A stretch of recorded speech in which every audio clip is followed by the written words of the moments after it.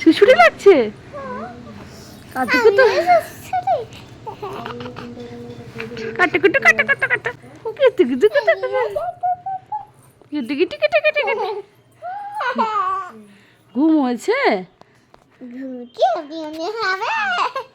ঘুম কিরম করে হয়?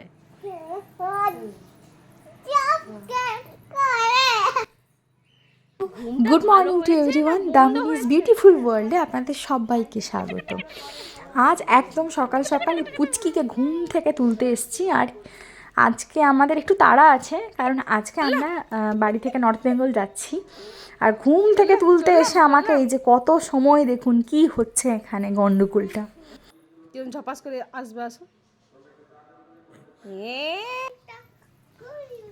আরে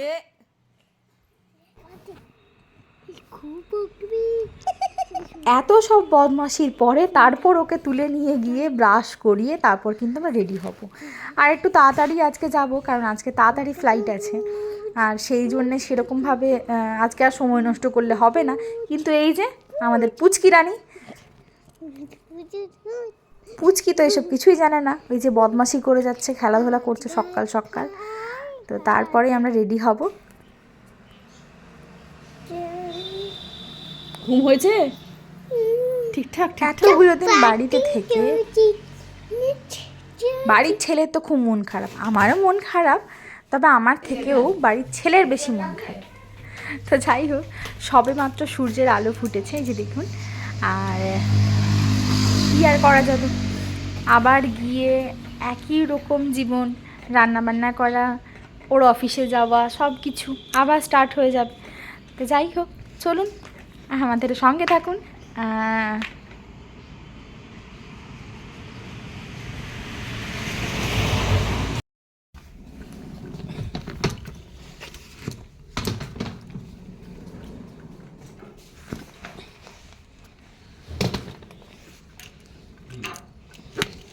ট্রলিগুলোকে একটু এগিয়ে নিয়ে যাচ্ছি, তাতে করে তুলতে সুবিধা হবে গাড়িতে।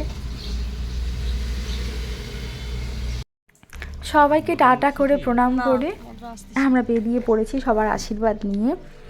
আর মদন যাচ্ছে আমাদেরকে এয়ারপোর্ট অবধি এগিয়ে দিতে। তো এই যে বাড়ি ছেড়ে আবার চললাম। আমার মনে হয় কি, বাইরে থাকলে না এই রাস্তাঘাটগুলোকেও মনে হয় যে কি আপন, রাস্তাঘাটগুলো দেখলেও যেন মনটা ভালো লাগে। যাই হোক, কিছু তো করার নেই।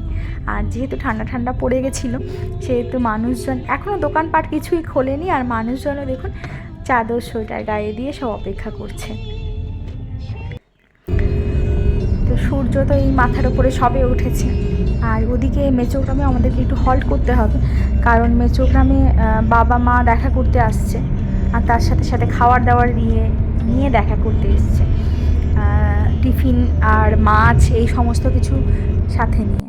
এই যে অলরেডি মা বাবার সাথে দেখা হয়ে গেছে। মা তো কাঁদবে এরকম একটা অবস্থা। খারাপ তো আমারও লাগে, কিন্তু ওই যে মা যাতে না কাঁদে, আমি তো এই হাসতে হাসতেই চলে আসি। বিয়ের পর যখন প্রথম আমি নর্থ বেঙ্গল আসি, তখন আমার দিদি আমাকে একটা কথা বলে দিয়েছিল, তুই কিন্তু মাসিমণির সামনে একদম কাঁদবি না, তুই কাঁদলে কিন্তু আমি তোকে পেটাবো। তো সেই থেকে না আমার একটা অভ্যেস হয়ে গেছে, আমি কোনো দিন মায়ের সামনে কাঁদি না, কাঁদলে মা আরও দুর্বল হয়ে যাবে। যাই হোক, হ্যাঁ, অনেকটা রাস্তা চলে এলাম, এবার এয়ারপোর্টে প্রায় ঢুকবো। তো আমার অনেক বন্ধুবান্ধবরাও আমার ব্লগ দেখে থাকে, তারাও সেম এক্সপিরিয়েন্স আমার সাথে শেয়ার করে যে সত্যি বাড়ি থেকে আসার সময় খুব মন খারাপ করে, বা এতদিন পরে আমরা যাই বা আমরা বাইরে থাকি, সেখানে বাবা মাকে মাঝে মাঝে দেখতে খুব ইচ্ছে করে। চলেই এসেছি এয়ারপোর্টের একদম কাছে। তো এরপরে তো আমাদের ঢুকে যেতে হবে আর মদনকে ছেড়ে দিতে হবে। মদন এতক্ষণ আমাদের সঙ্গী ছিল। এমনিতেই তো মেজদা গেল মানে মদন মেজদার পিছু পিছু থাকবে। মদন কিন্তু মেজদার খুব নেওটা। তো যাই হোক, মদনকেও টাটা করে দুজনকে বেরিয়ে যেতে হবে। আর এখানে ভীষণ জ্যাম, এত সকালবেলা এত জ্যাম আমরা ভাবতে পারিনি, ভেবেছিলাম ফাঁকাই হবে, কিন্তু ভীষণ জ্যাম, দেখুন কত গাড়ি বাবা।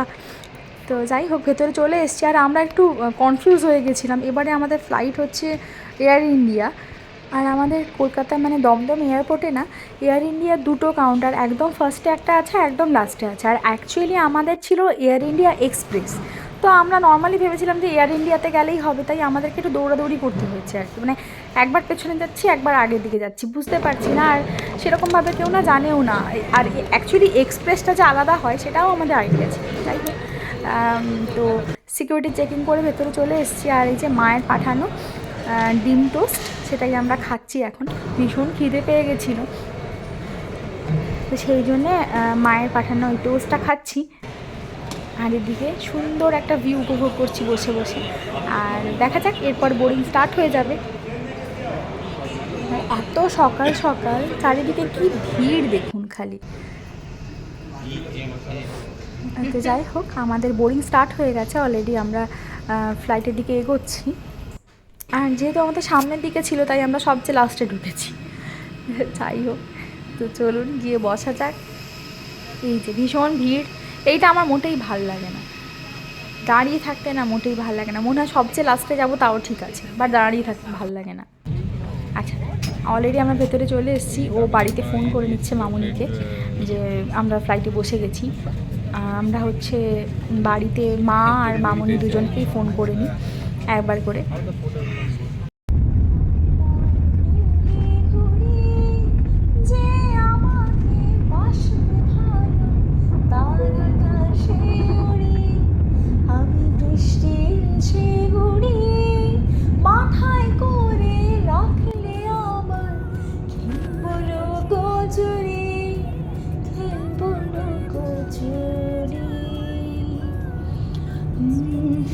তো এখন বাগডোগরা অলরেডি পৌঁছে গেছি।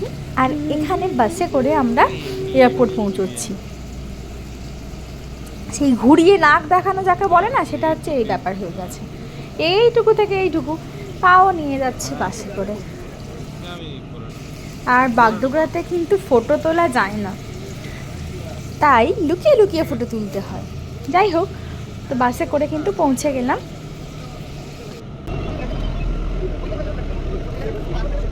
আর সবচেয়ে বোরিং ব্যাপার হচ্ছে এই জায়গা, এই বেল্ট থেকে ব্যাগ কালেক্ট করাটা, লাগেজ কালেক্ট করাটা হচ্ছে সবচেয়ে বোরিং কাজ। একটা একটা করে লাগেজ আসবে, সেটা দেখতে হবে এটা আমার কিনা। আমার ভালো লাগে না এটা একেবারেই। লাগেজ কালেক্ট করার পরে ভীষণ খিদে পেয়ে গেছিলো, তারপরে একটা স্যান্ডউইচ খেয়ে নিয়েছিলাম। আর তারপরে কিন্তু গাড়ির দিকে এগোচ্ছি। রৌদ্র, ভীষণ পরিমাণে রৌদ্র, আর ঠান্ডাটাও অতটা বোঝা যাচ্ছে না, সকালবেলা তো রৌদ্রটা তেজটা ভীষণ বেশি। তো বাগডোগরা থেকে জলদাপাড়া আসতে প্রায় 2 থেকে আড়াই ঘন্টা টাইম লাগে। রাস্তায় জ্যাম না থাকলে 2 ঘন্টা, আর জ্যাম থাকলে তো একটু বেশি লাগে। আর সবে মাত্র এয়ারপোর্ট থেকে বেরিয়েছে। আর এদিকটা দেখুন কি সুন্দর কালারিং করা। আর ওই বাউন্ডারিজের ওই দিকটা হচ্ছে পুরো চা বাগান, পুরো চা বাগানে ভরা। চা বাগানগুলো দেখতে এত সুন্দর, ক্যামেরাতে ধরা পড়ছে না কিন্তু চোখে তো ধরা পড়ছে, অসাধারণ দেখতে লাগছে। তারপরে রাস্তায় আস্তে আস্তে যা হয়, খিদে পেয়ে যাওয়া বা না খিদে পেলেও খেতে ইচ্ছে করা, তো তার জন্য কিন্তু একটু লেজ খেয়ে নিলাম। দুজনে বসে বসে গল্প করতে করতে লেজ খাচ্ছি। আর রোদটা অতিরিক্ত, তাই অস্বস্তি করলেও কিছু করার নেই। তো বেশ খানিকটা রাস্তা চলে এসেছি, মানে অলরেডি আমরা ফালাকাটা পৌঁছে গেছি। আর তারপর ফালাকাটা এসে মনে হচ্ছিলো শরীরটা একটু হাইড্রেশনের প্রয়োজন আছে, সেই জন্যে আমরা একটু ডাব খেয়ে নিয়েছিলাম। ডাবটা ভীষণ সুন্দর মিষ্টি ছিল, আর বহুদিন পরে আমরা ডাব খেলাম। নর্থ বেঙ্গলে এসে সেরকমভাবে ডাব খাওয়া হয় না। আর গাড়ির থেকে বাইরে বেরিয়ে ডাব খাওয়ার মতো পরিস্থিতি আর আমার ছিল না, মনে হচ্ছিলো কখন বাড়ি পৌঁছবো। সেই সকালবেলা বেরিয়েছি। আর কোয়ার্টারে এতদিন না থাকার কারণে ফ্রুটসও ছিল না, তাই বেশ কিছু ফ্রুটস নিয়ে ফালাকাটা থেকে ভেতরের একটা রাস্তা দিয়ে কিন্তু আমরা জলদাপাড়া ব্যাক করছি।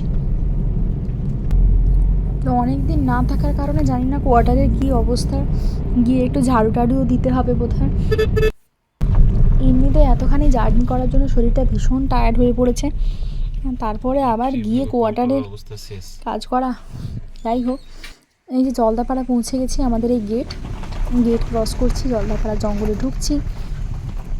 আবার সেই জঙ্গল, নদী, পশু পাখি, যাই হোক। তো বেশ সুন্দর পরিবেশ উপভোগ করতে করতে পৌঁছে গেলাম কোয়ার্টারে। কম্পাউন্ডের মধ্যে ঢুকে গেছি, আর এই যে আমাদের কোয়ার্টার। কি অবস্থা হয়ে আছে জানি না, দেখতে হবে ঢুকে। গাছপালাগুলোর কি অবস্থা, সব ভালো আছে কি না। যদিও রাজু প্রতিনিয়ত জল ফল দিত।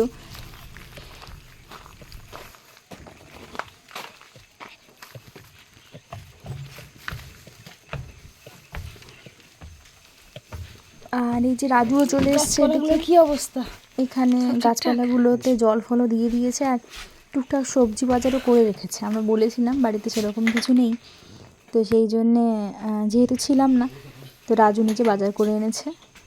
আর এদিকের গাছগুলো দেখি ভালোই আছে, অসুবিধে কিচ্ছু নেই। তো এখন ঢুকেই মনে হচ্ছে একটু চা খেতে হবে, না হলে মাথা ফাথা ধরে আছে, মাথা ব্যথা ছাড়বে না। সেই জন্য একটু ইন্ডাকশানে চা বানিয়ে তারপরে লাঞ্চ করার দিকে যাব। অলমোস্ট 2:30 বাজে, আর ও এখানে একটা হোমস্টেতে বলেই রেখেছিল, খাবার দাবার দিয়ে গেছে সেখান থেকে। ভাত আছে, ডাল আছে, এদিকে আছে ওই তোরসার কিছু লোকাল মাছ, সেই মাছের ছোটো মাছের তরকারি, মানে ঝোল ঝোল টাইপের। এদিকে আছে ফুলকপি আলুর তরকারি, আর কি আছে দেখি। আর এদিকে মা পাঠিয়েছিল এই বাটি চচ্চড়ি, চিংড়ি মাছের বাটি চচ্চড়ি। আর এদিকে মা অবশ্য অনেকগুলো মাছ ফাছি পাঠিয়েছে। এদিকে হচ্ছে চিংড়ি আছে, পাবদা আছে, পোনাও আছে এদিকে। এই যে পাবদা অনেকগুলো রয়েছে এখানে, পোনা মাছ আছে, চিংড়ি মাছ ভাজা অনেকগুলো, বাটা মাছ আছে। আর এটা মাটন, এটা চিকেন। আর এদিকে হচ্ছে থোড়টা আমার ভীষণ প্রিয়, তো সেই জন্য মা পাঠিয়ে দিয়েছে। আমি তো ভেবে পাচ্ছি না এতগুলো জিনিস রাখবো কোথায়। তো দেখা যাক, ম্যানেজ করে রাখতে পারলে তো খুবই ভালো। কীভাবে রাখা যায় দেখি। মাটনটা খুব টেম্পটিং লাগছে, আর এটা হচ্ছে থোড়, যেটা আমার ভীষণ প্রিয়। মাছগুলোকে হালকা মাইক্রো ওভেনে দিয়ে তারপর আবার ভরে রাখছি, গুছিয়ে রাখছি, দিয়ে ফ্রিজে ঢুকিয়ে দেবো এবারে, না হলে থাকবে না। এইসব মাছ টাছ ভাজাভুজি এইসব করেছে। যাই হোক, গুছিয়ে রাখি, টুকটুক করে খাওয়া হবে। অনেক দিন মাছ বাজার করতে আর যাওয়া সম্ভব নয় এই সপ্তাহে, তো ভালোই হলো। ব্যাস, সব বক্সে ঢুকিয়ে নিয়েছি, এরপর ফ্রিজে ঢুকিয়ে নেব। ব্যাস, কয়েকদিনের মাছের আর চিন্তা করতে হবে না। আর এই যে ফ্রিজে ফলমূল টুকটাক রেখে দিয়ে গেছিলাম, জানি না সেগুলো কী আছে, বলতে পারবো না, তবে সব বার করতে হবে। এখানে মোটামুটি সেট হয়ে গেছে, ব্যাস আর আমার চিন্তা নেই। ও আরও একটা কৌটো রয়ে গেছে, যাই হোক, মনে হয় অ্যাডজাস্ট হয়ে যাবে। আর এই যে সন্ধ্যাবেলা 2 কাপ চা, আর তার সাথে এই যে মায়ের পাঠানো একদম মুচমুচে নিমকি নিয়ে বসে পড়েছি। তো ব্লগটি ভালো লাগলে লাইক, শেয়ার, কমেন্ট করবেন, আর নতুন হয়ে থাকলে প্লিজ সাবস্ক্রাইব করে দেবেন। আজকের জন্য টাটা, ভালো থাকবেন।